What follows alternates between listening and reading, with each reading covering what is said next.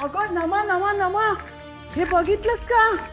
ये लवकर बघ बघ बघ, हे बघ हे बघ. काय काय झालं? अगं, हे बघ तर, हे बघ हे बघ हे बघ.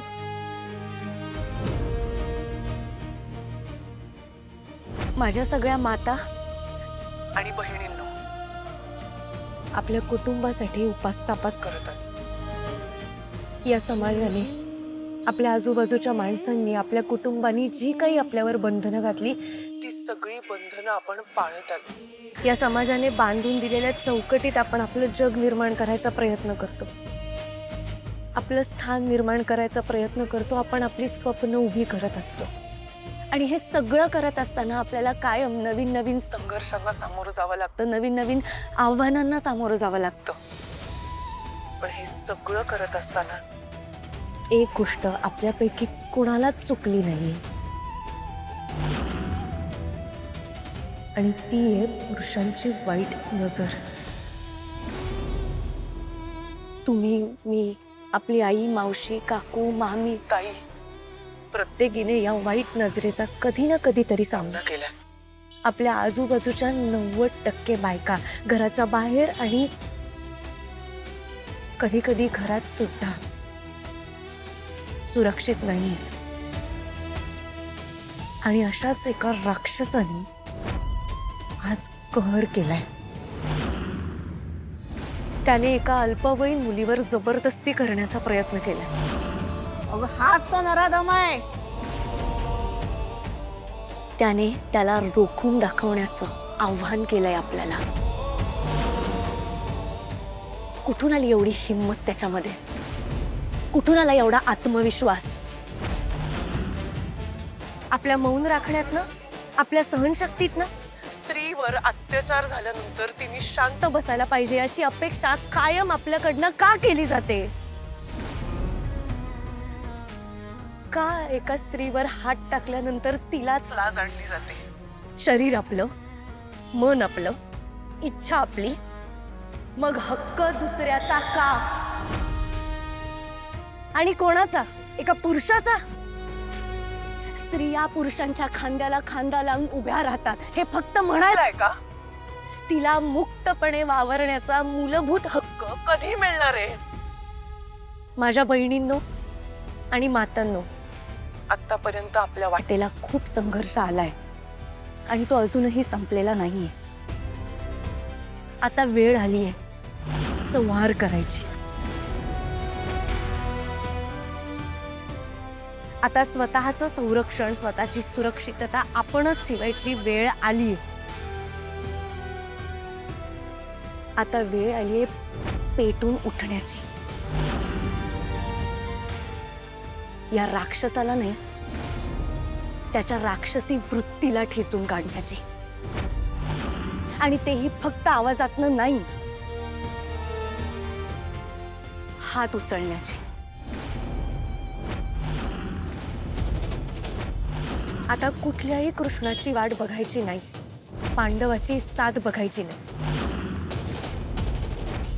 आपल्या अधिकारासाठी, आपल्या हक्कासाठी, आपल्या सुरक्षतेसाठी आपणच लढायला हवंय.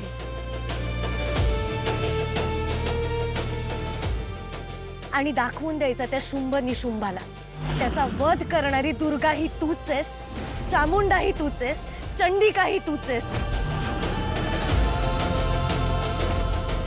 दाखवून द्या त्या प्रत्येक महिषासुराला की जेव्हा एक स्त्री दुर्गेचा अवतार घेते ना, त्यावेळेस काय होतं ते. प्रत्येक महिषासुराला दाखवून द्यायचं, ही दुर्गा अन्याय सहन करणारी नाही. उठा, उठा बहिणींनो.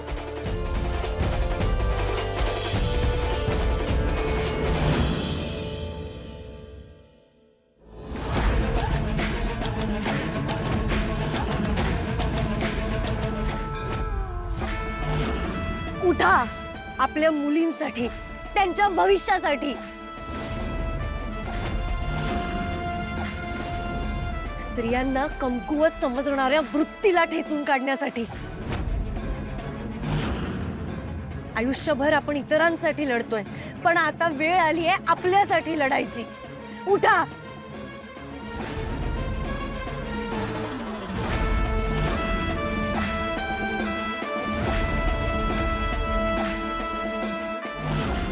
हाच तो विकृत माणूस आहे. आज या नराधमाला सोडायचं नाही. सगळ्या मिळून त्याची अशी अवस्था करू ना की पुन्हा कुठल्या बाईकडेच काय कुठेच नजर वर करून बघायची त्याची हिंमतही होणार नाही. प्रत्येक बाईवर आपला हक्क आहे असं वाटणाऱ्या प्रत्येक पुरुषाला आपण दाखवून देऊ की एका स्त्रीची ताकद काय आहे. असा फोडून काढा ना याला. की समाजात हे उदाहरण लक्षात राहायला पाहिजे. बाईवर जबरदस्ती करण्याचा प्रयत्न करणं म्हणजे काय असतं ते. तलवार माया कधी तू तलवार धार कधी तू लढण्याची शपथ तुझी तू घे ऋषीची माळ कधी तू दाखवून द्या त्या प्रत्येक महिषासुराला की जेव्हा एक स्त्री दुर्गेचा अवतार घेते ना त्यावेळेस काय होतं ते. चंदन होऊन घे उगाळून जगणे परिमळणारे अंजन घाल तू धाव उजाडून सत्य कटू जळणारे अंधारातून वाट काढ तू मशाल धगधगणारी बळ खोचून घे बदनाशी तू वीजच लखलखणारी दुष्टांचा संहार करण्या ये धावूनी लढण्या तू झुंजार जन्मा ये तारिणी दुष्टांचा संहार करण्या ये धावूनी लढण्या तू झुंजार जन्मा ये तारिणी. हिरा, मी हे तुला का दाखवते माहितीये? कारण हा जो बॅड माणूस आहे ना त्याला ही स्ट्रॉंग गर्ल फाईट करते आणि माझी इरा पण स्ट्रॉंग आहे. त्याच्यामुळे अशा बॅड माणसांना घाबरायचं नाही, फाईट करायचं. ओके? या सगळ्यांनी या बघा. हा एकटा इथे काम करतोय. तारिणी कुठेच नाहीये. बघ अरे हेल्पर, तुझी हेल्पर कुठे आहे? जेवणाची जबाबदारी होती ना तिच्यावर, मग गेली कुठे ती? अहो चेतना काकू, असं काय करताय तुम्ही? बघितलं ना मगाशी पीठ, माझ्याकडनं पीठ सांडलं होतं खाली, तर तारिणी खाली बसून ते पीठ साफ करत होती. तुम्ही बघितलं ना? तेव्हा सुद्धा तू एकटाच दिसलास, ती दिसलीच नाही. काय रे, कुठे आहे तारिणी? हो मी खरंच सांगतोय. तिला ना फोन आला होता, तर ती फोनवर बोलत इकडेच घरातच कुठेतरी आहे. इम्पॉसिबल. जर ती फोनवर एवढा वेळ बोलत असती तर आम्हाला कोणाला तरी दिसली असती ना. हा काकू, ही इज डेफिनेटली लाईंग. नाही नाही, मी खरंच सांगतोय.